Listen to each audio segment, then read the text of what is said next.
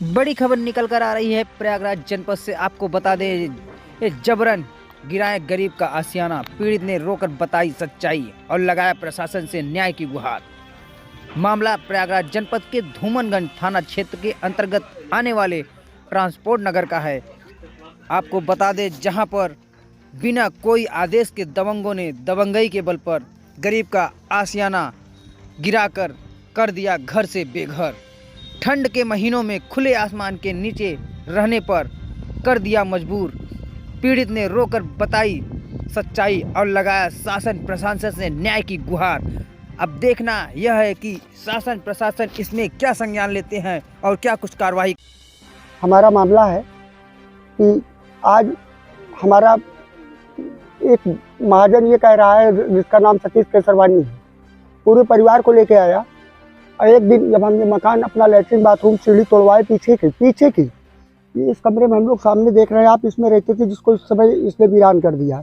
और उसके बाद जो है हम बनवाने लगे उसको, तो जैसे ही खुदवाया ये पिलर पड़वाए वैसे ही वो आ गया और तुरंत कहने लगा कि नहीं ये तो मेरा है, रोक दीजिए, फिर चलिए थाने। उसके बाद हमने काम रोके, थाने गए। थाने वालों ने कहा आप दोबारा काम मत लगाना। अरे हमने कहा सर क्या मामला है? कहें इनके पास ज़मीन की रजिस्ट्री है। अरे हमने कहा सर पता कर लीजिए, 2001 में लिए 86 का मकान है, 86 से मकान बना हुआ है, तो इनकी रजिस्ट्री हमने चैलेंज कर दिया कोर्ट में। और जब चैलेंज कर दिया तो ये जब अभी हमने इधर का भाग निकाला, इधर का भाग हमारे भाई मरे तो हमारे भतीजे अलग रहना चाहते थे, तो इधर का हम लोगों ने 20 फुट बेचा। तो 20 फुट का सुनील जायसवाल ने 27 फुट अपनी रजिस्ट्री कराई और 11 लाख मेरा रोके रहा। और कहा जाए तो वो मेरी माता जी जो पीछे रह रही पीछे कमरा में, ये सुनील जायसवाल के हाथ मैंने बेचा था, लेकिन उसने उस बनिया को दिया। और बनिया ने क्या किया, बनिया दोनों मिले, ये दो रिश्तेदारी निकाल के मेरा नाम सन 22 में नगर महापालिका से कटवा दिया। तब मैं एडीए पहुंचा, तो एडीए ने कहा भाई मेरी कोई गलती नहीं, ये पूरा लिखा हुआ है, आप देख लीजिए, ये रखा हुआ है। और उसने दिया कहे कि जाइए, हमारे यहाँ तो नहीं चढ़ा है, ज़मीन आपकी हमारे यहाँ से लाट है 228 वर्ग गज। तो हमने कहा ठीक है सर। और वो सर आज तक फिर कोई ये फिर आया अभी 3-4 दिन पहले, जब एसओ साहब हम लोग को बुलाए, विवाद हो गया तो एसओ साहब बुलाए, तो इंस्पेक्टर धूमनगंज ने कहा कि ऐसा दोनों आदमी सुलहनामा लिखाओ, 2 दिन बाद आओ और सबका पेपर लेके आओ। फिर सर 2 दिन का टाइम दिया कि एडीएस पेपर निकलवा के लाओ। एडीए के पेपर हम तो ला लिए सर दूसरे दिन, लेकिन तब तक यहाँ आए तो देखे तो यहाँ सब तोड़ फोड़। हम भाग के गए थाने, पहले चौकी गए, चौकी वाले कहे स्टे लेके आइए, नहीं थाने गए। हमने कहा एसओ साहब से रिक्वेस्ट की, एसओ साहब ने कहा पहले सिपाहियों को जाओ बे साले उसको पकड़ के लाओ, साले बहुत बदतमीज है क्या, कल मैंने सुलह कराया, आज कैसे काम करने लगे। उसके बावजूद सर कोई नहीं आया। बड़ी देर में फिर हम गए तो 2 सिपाही आए और यहाँ इसको पकड़ के ले गए। गणेश केसरवानी उसको भाग गया, उसकी औरत को, उसकी बच्ची को। तो उसको क्या करते 15 मिनट बाद फिर छोड़ दिए और वो फिर 10 ठो लेबर लेके फिर यहाँ आके फिर पूरे तोड़वा दी सर। अब तो हम लोग देख ही रहे हैं, बाकी की स्थिति हम क्या बताएं। अब दर दर भटक रहे हैं, 4 दिन तो तोड़ रहे हैं, 4 दिन तो हम भागे फिर रहे हैं। कहती हैं मरवा देंगे, तुम सबको मरवा देंगे, एक भी नहीं बचोगे। अभी आज से हम तो कभी मर सकते हैं हम लोग सर। कोई ना बाहर ठिकाना ना अंदर ठिकाना। बताइए कौन सी स्थिति हम लोग क्या खुद। आपका घर गिर रहा था तो जो कोई लोग था, ये हमारी वाइफ थी, तभी तो इनका ये सब कट गया है, फट गया है। के होते हुए ये लोग गिराए हैं। अरे माता जी हमारे धूमनगंज थाना चली गई, ये धूमनगंज थाना चली गई और हम कचहरी में थे कमिश्नर के यहाँ, और उसी समय ये सब मौका पाए, लड़के इधर उधर चले गए। क्या कहेंगे माननीय मुख्यमंत्री योगी आदित्यनाथ? योगी नाथ से फुल रिक्वेस्ट, वो एक बहुत लोकप्रिय नेता है और हम लोग उनके साथ मतलब जितना भाजपा से हम लोग 40 साल से जुड़े हुए हैं। अगर वो नहीं चाहेंगे, अगर हम लोग तो सब कुछ चले जाएगा, लेकिन सर कोई बड़ा कांड भी हो सकता है हम लोग के साथ होगा, तो हम लोग क्या करेंगे। अब तो जान का पूरे घर के, हमारे पूरे 3 बच्चों के, हमारी जान का पूर्ण रूप से खतरा है सर। और किसी भी समय सब खुला हुआ है, रात बिरात, ये पैसे वाले हैं, इनके पास साधन है और सब बड़े बड़े लोगों का हाथ ही कोई समय मरवा सकते हैं, इसमें कोई शक नहीं। उन्होंने आपको कोई धमकी दी? अरे रोजे धमकी देते हैं, धमकी क्या बात है, हम डर के मारा रहते हैं, कायम तो भागे रहते हैं सुबह शाम तक रात।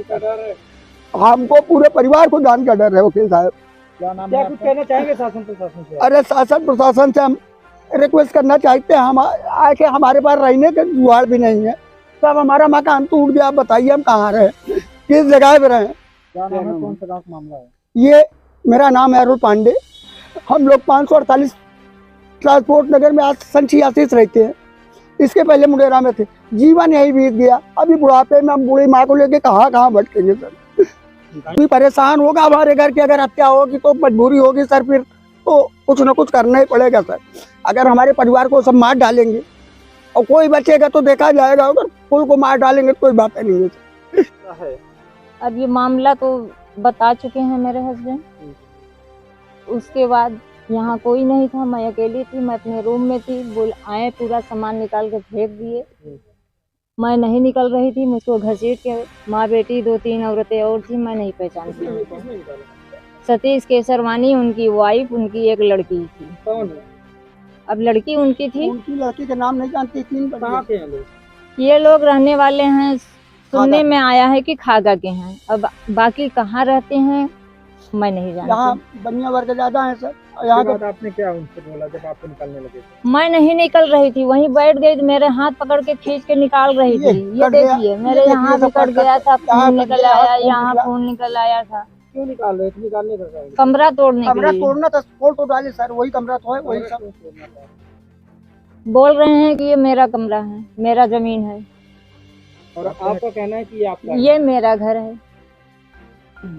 अगर उनकी जमीन जहाँ हो लेना, ये तो पूरा मकान हमने है। तो हम वो अपना घर कैसे बता रहे हैं? आप अपनी बोल जमीन रहे हैं कैसे कि मैंने जमीन लिखवाया है, रजिस्ट्री करवाया है। हम कहे आप जमीन लिखवाई है, यहाँ मकान यहाँ बना मकान हुआ बना है, हुआ है।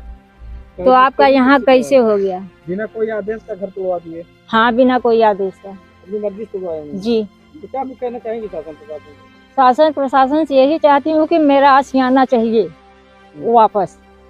मैं अपने 3 बच्चों को, बूढ़ी सास को लेके कहाँ जाऊंगी?